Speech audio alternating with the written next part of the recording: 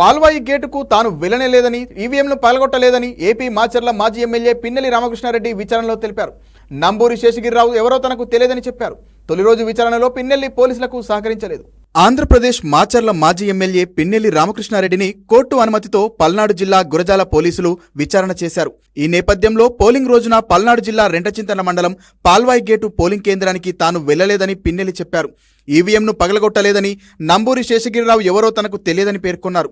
ఆ రోజు తన వెంట గన్మెన్లు లేరని తెలిపారు. ఈ ఘటనలకు సంబంధించి సాక్ష్యాలు ఉన్నా అందులో తాను లేనని పోలీసులకు పిన్నెల్లి రామకృష్ణారెడ్డి సమాధానమిచ్చారు. పాల్వాయి గేటు పోలింగ్ కేంద్రంలో ఈవీఎంను ధ్వంసం చేయడమే కాకుండా అడ్డొచ్చిన టీడీపీ ఏజెంట్ నంబూరి శేషగిరిరావుపై పిన్నెల్లి రామకృష్ణారెడ్డి దాడి చేసిన ఘటనపై కేసు నమోదైంది.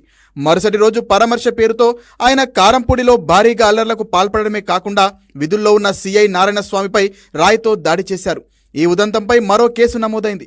ఈ కేసులకు సంబంధించి నెల్లూరు జైల్లో ఉన్న పిన్నెల్లి రామకృష్ణారెడ్డి నుంచి మరింత సమాచారం రాబట్టేందుకు కోర్టు అనుమతితో పల్నాడు జిల్లా గురజాల డీఎస్పీ శ్రీనివాసరావు ఆధ్వర్యంలో పోలీసులు విచారణ చేపట్టారు. పోలీసులు పిన్నెల్లి రామకృష్ణారెడ్డిని సుమారుగా 50 ప్రశ్నలు అడగగా దాదాపు 30 ప్రశ్నలకు పైగా ఆయన తాను వెళ్లలేదని, వారెవరో తనకు తెలియదని అనే సమాధానాలు చెప్పినట్లు సమాచారం. కారంపూడిలో అల్లర్లు, సీఐ నారాయణస్వామిపై దాడికి సంబంధించి నేడు పిన్నెల్లిని విచారించనున్నారు.